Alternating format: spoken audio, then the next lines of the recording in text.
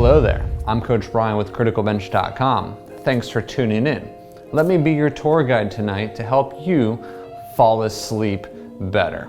All right, so I'm a parent, I've got 2 boys, and I have a hard time falling asleep, especially because I'm kind of stressed out after I put them to sleep. I'm like, why didn't they go to sleep, or why are they still awake? And then I'm like, all right, as soon as they go to sleep, I gotta do this and this and this and this and this, and I only have like 6 hours until I gotta be up again to go back to work.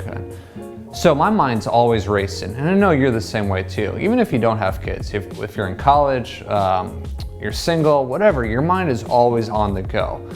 But what I'm sharing with you are just some simple sleep hacks that you can use to fall asleep faster and hopefully just with ease, okay? So the first one is kind of common sense. You gotta exercise. You gotta wear yourself out. Wear yourself out enough that at the end of the day, you just fall on your pillow and you're like, hopefully it's that easy for you. And I know there's a lot of people that exercise hard, and at the end of the day, they just do that. They lay down on the bed and they pass out. So exercise is a great way to fall asleep quick.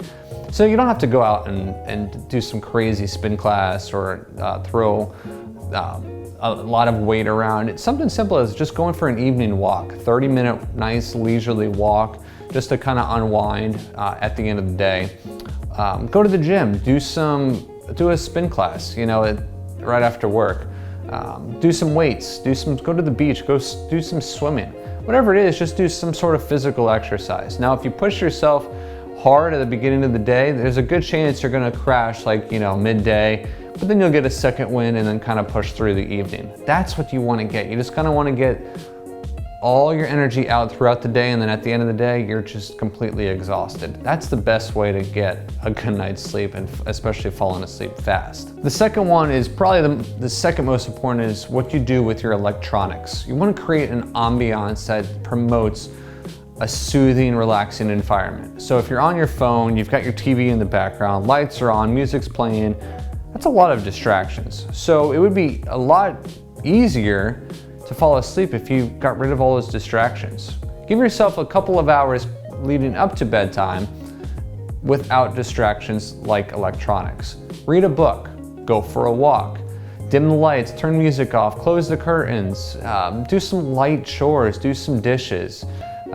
do some puzzles, cards, things like that. Just something very soothing and very relaxing to get your body kind of just like decompressed, all right? So if you're like me and you're a parent and you're always on the go, it's hard to just give a couple hours each night to just doing relaxing exercises. But I'm telling you, even if you try one thing, it's gonna be a lot better than having 5 things, okay? So if you're like me, you have a hard time shutting off electronics.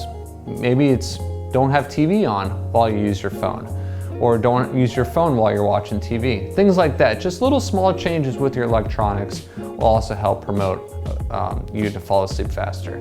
Now, what happens when you're actually in bed and you have your phone on, the TV's on in the background? Same thing, turn the TV off. Maybe put your phone down, put it on your table, out of your reach so you can't go grab it. Even shut it off and put it off in airplane mode so there's no notifications coming through. Now you just put your phone down on the dresser. Let's talk about some deep breathing exercises. These are more powerful than you think. There's 3 numbers you need to keep in mind when deep breathing: 4, 7, and 8. You want to inhale for 4, hold your breath for 7, and exhale for 8. I'm telling you, if you do this a handful of times, you're gonna pass out so quick. So it's 4 seconds in, 7-second hold, 8 seconds release. Do that, I'm telling you, do that a handful of times. You're probably even trying it right now.